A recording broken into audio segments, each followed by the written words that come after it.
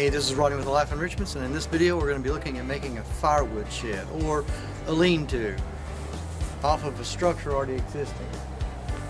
Now, if you have a fireplace, you may need a place to store your wood. You may have one of those little nice little metal racks that are so small they'll hold a quarter of a rick of wood or something, or maybe larger. And it's great if you can keep them on a porch or keep it someplace covered so that it can stay dry. But if you get if you're going to get in a lot of load of wood, 2 or 3 ricks or something, you need a place to store it. Firewood sheds have been around for years, and they're not that hard to make. And in this video, we're just going to look on how to just create a basic one if you have scrap wood, whatever. The only thing that I went and bought really for this was the metal to go over the roof, and it's 2.5 feet, and I'm going to lap it over. And of course, we can get into all sorts of how to measure out and get your boards to nail your sheet metal to, or you don't even have to use them, but I'm just going to lay it out real simple and make it easy. That way you don't have to worry about so much as trying to calculate and measure and stuff. This is just going to be basically sticking it together and attaching it to this outer building. Now, one thing I will want to point out though is if you have a wood structure, like this happens to be a concrete outside garage, which is turned into a storage building more than anything else, and eventually I want to use it for a garage again, but and then right now it's got firewood inside of it and it keeps it nice and dry, but I am going to use that space, so I need a place outside to put my firewood. And as you can see, I have tons of firewood that's gotten dropped off by friends for free, which thank you guys. But anyhow, if you got a wood shed, one thing you may want to keep in mind whenever you're storing your wood someplace next to a wood building is you got termites and carpenter ants. And of course in the winter they're probably half asleep or dead or whatever, but it would be always a good case to spray your wood for termites or carpenter ants, so that way it doesn't get into your wood structure. Even this concrete building has a wood roof, and they can get right up in there in the wood roof. So anyways, let's dive into the video on how to make this firewood shed or a lean-to, because like I said, it's basically just coming off, it's leaning the water off that.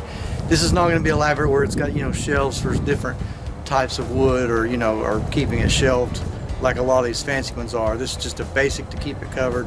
It's probably your next step up from just basically keeping a tarp over the top of your wood that can blow off. As always, be sure to hit that like and subscribe button down below to support my channel. That way I can continue to make some informative videos for you. So let's dive into the video.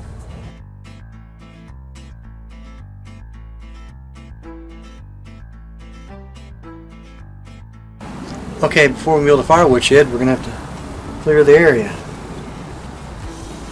We've been having some real cold temperatures, so I've been chopping wood and moving things around, but now I need to get this thing built before it rains.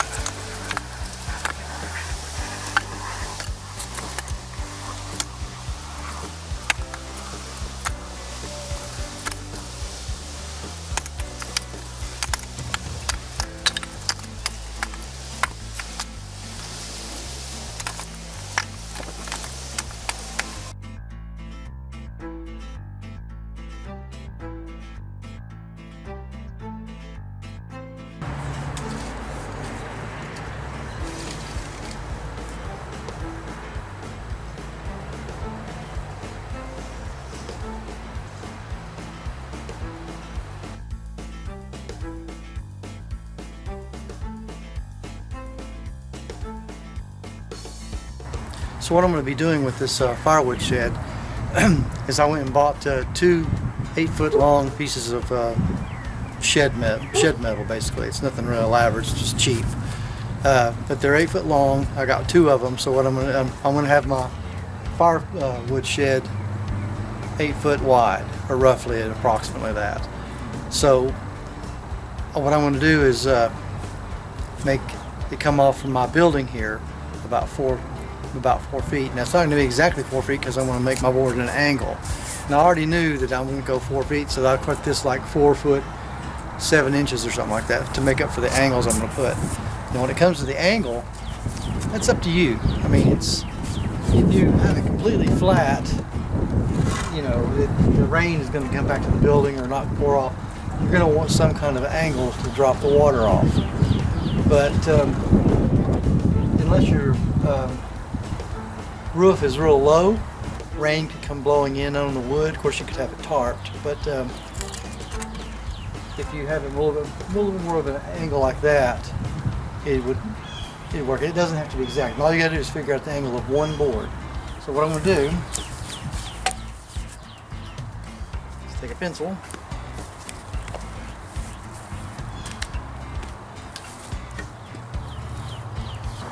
Because remember, the steeper the angle, the less width you have. So if you're going to go two rows, you might want to make it a complete 4 foot. The more the swoop, the less reach it's going to have out. So if you want more closer to 4 foot, you're going to have to come up on your angle a little bit.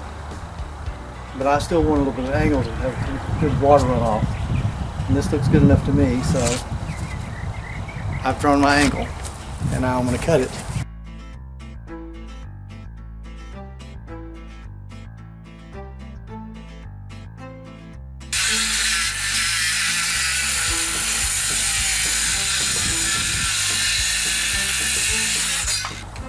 Now, with your metal, you're going to want to have it a little bit of an overhang. So, if you cut your boards 4 foot, you know, after the angle, if you cut your boards 4 foot, you're going to want to probably come back an inch from 4 foot, or maybe 2, depending on how far you want your metal to overhang over the wood. Because if the metal overhanging over the wood, it protects it. So I already cut my angle over here, so now I've got a block. It's got the same angle on it. So I'm just come over here. Duplicate it.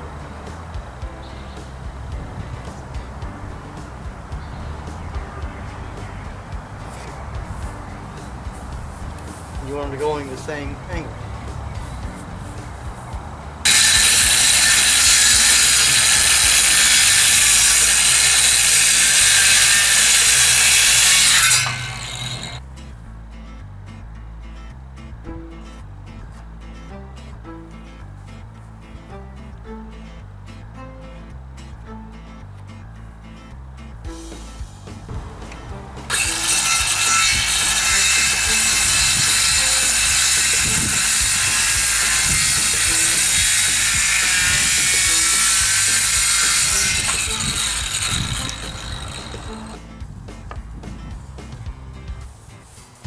Okay, I've put a light mark. What I'm going to have to do is I'm going to have to come back 2 2x4s because the next boards will be going in the center. It doesn't take anything elaborate to make that, to come back twice. You can put 2 blocks side by side.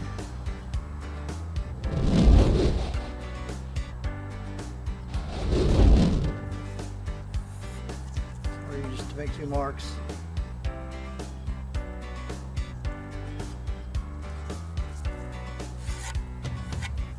Be the one I want to cut. So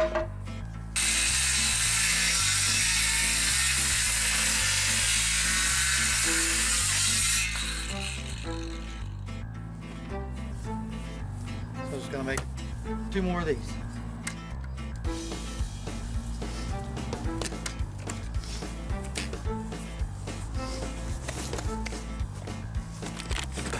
Okay, one of these boards will be to the back. It'll actually bolt to the building.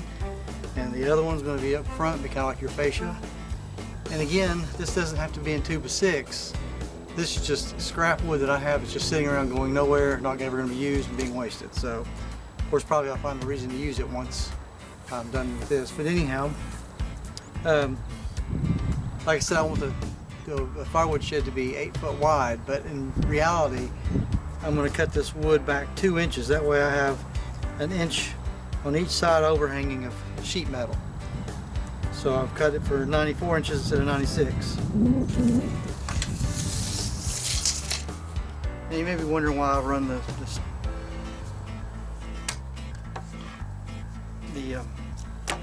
horse long ways to hold its weight. What I'm doing is turning the horses to catch the full weight on both sides. That way when I'm cutting it,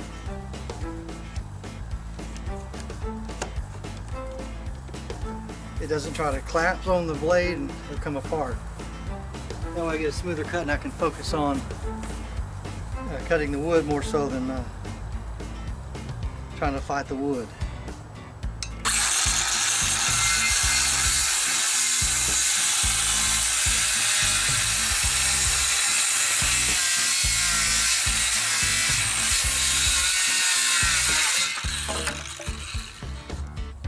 Makes it much easier.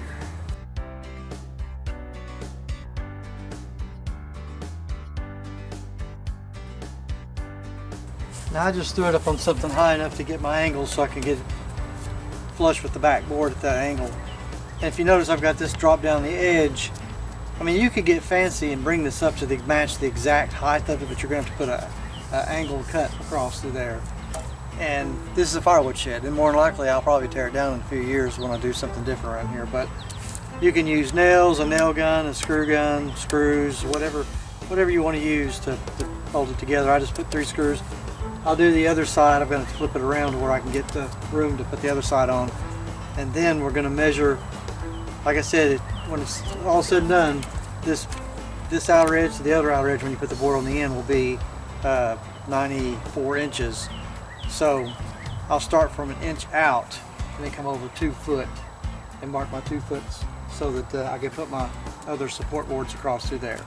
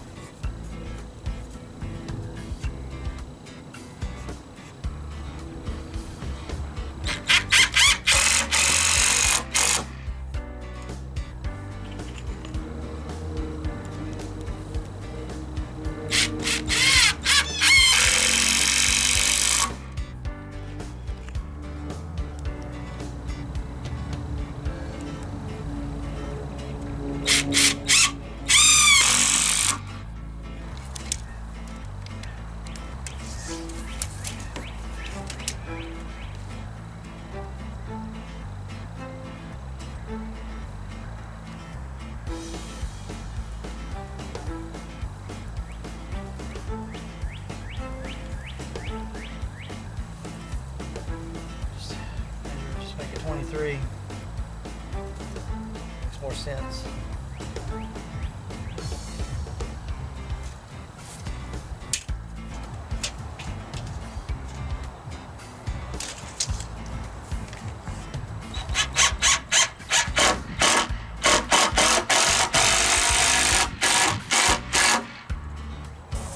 No matter if you're making it 2x4s, 2x8s, 2x6s, whatever, since I didn't want to go through the hassle of having to put an angle on this fascia board or on the one on the back to match the angle that this is at, I just dropped it. So what I did is run a board across this so that it would touch the very tip of this.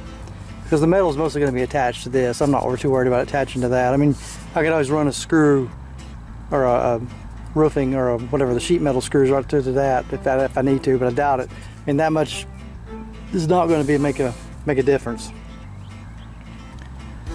But that way all your sheet metal comes out flat. If you push this down flush, your sheet metal would come along and then dip down to the next board, and then it'd rise high on the sides and dip in the middle.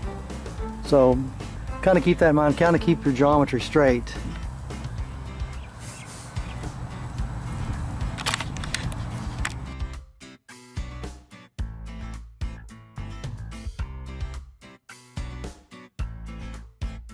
Okay, with a little bit of effort by myself, and it helps if you had a buddy, especially if you're building out a 2x6s. And like I said, 2x4 is plenty.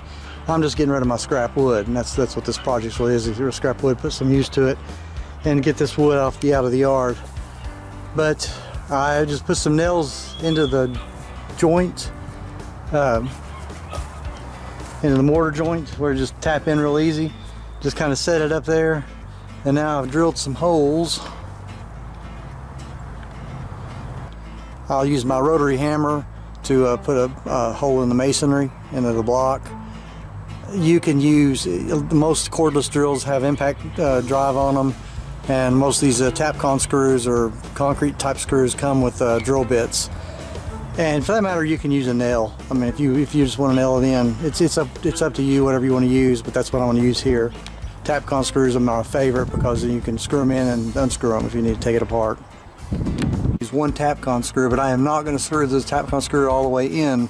And then what I'm going to do, because it should be somewhat level anyways, but I'm going to just then put a level across the top, not the one on the outside, but the one up against the wall, put a level on it, make sure it's levelly across, and then I'll put the other screw in on the other end.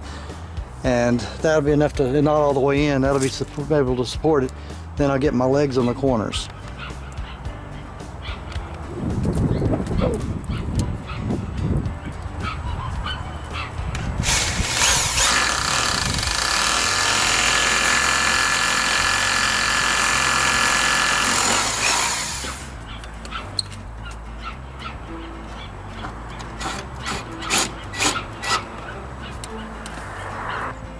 And where that nail is sticking out, even though it's in the mortar, it's still laid down low, so it wasn't level. I just put some sticks and stuff in it to raise it up a little bit. It was pretty close, so it's now in level.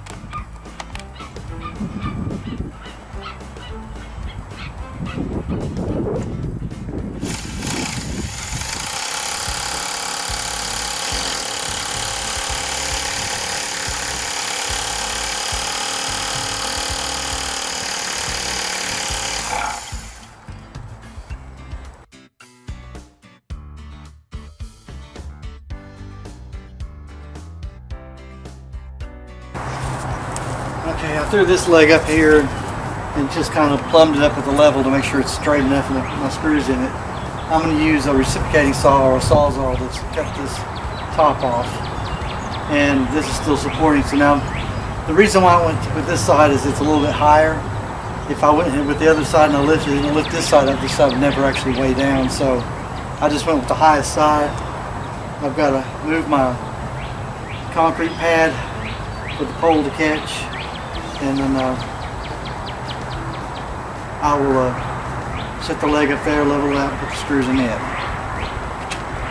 And honestly, this is a lot easier if you have somebody helping you. You know, extra hands never hurt, but you can do it by yourself, as you can see.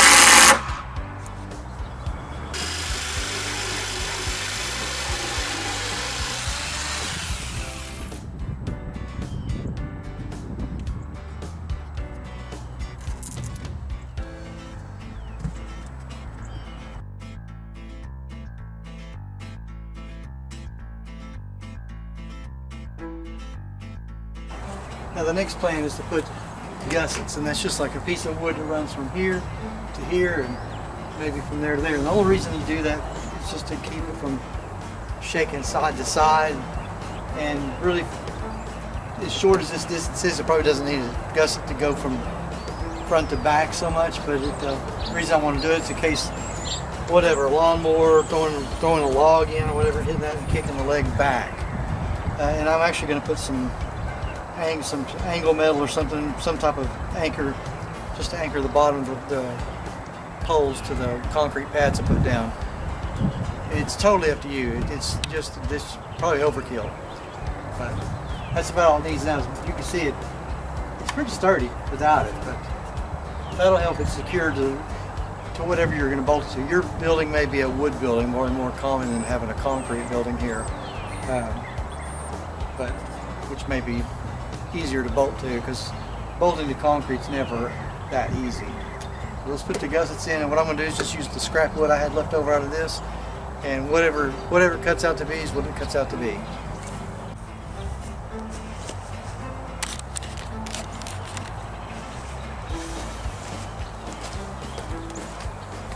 This was some scrap I had left out of when I was cutting this. I just measured what it was and just put me a mark for the halfway mark, so I know how much I can use. And it doesn't have to go that way. I can just see how much of it I can use without. That way I can make two of them the same. Just go to this side of it so I can see how much is there.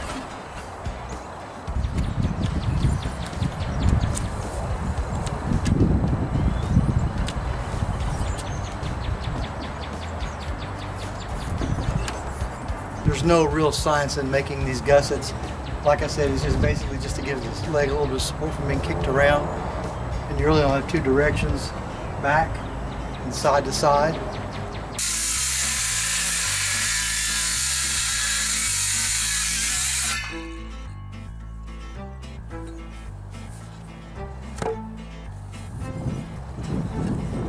The nice thing is this angle will work for the other side, just have to trim off the top.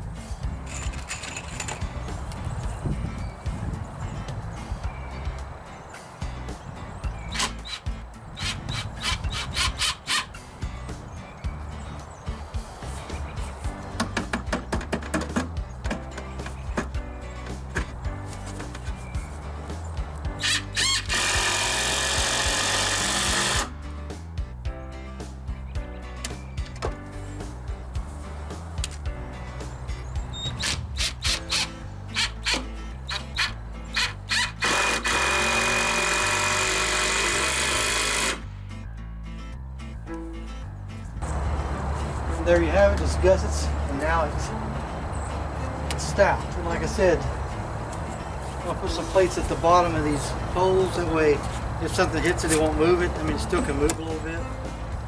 This thing's stout, that way if I'm throwing logs in there and I hit the poles, it's not going to kick the legs around. The last thing is the covering for the top, which I want to use metal.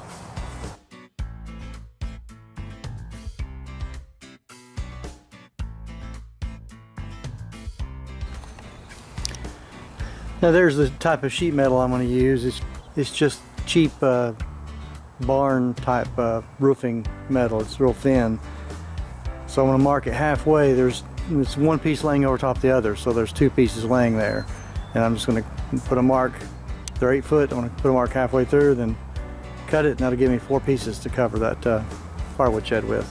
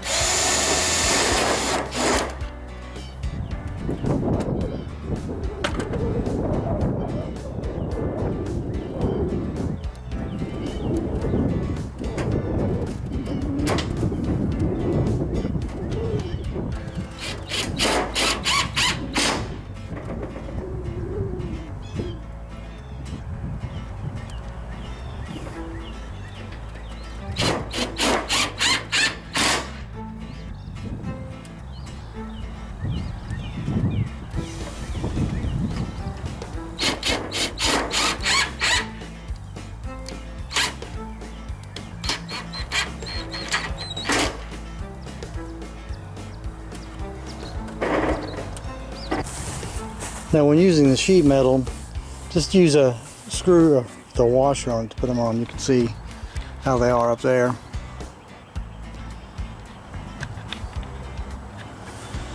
And that's it. That's just a real, if you're inexperienced, it might take you maybe 4 hours, 5 hours tops to build something like this. Of course, I mean, it depends on the size, what you're building out of. If you want to put sheeting across the top and roll roof it, or put shingles on it, then it's going to take longer. I'm going to probably paint all the 2x6 just to protect it. Like I said, I hope it lasts about 2 years at the most, probably less. Got other plans, but I had some pavers, and you can see I just laid them down there.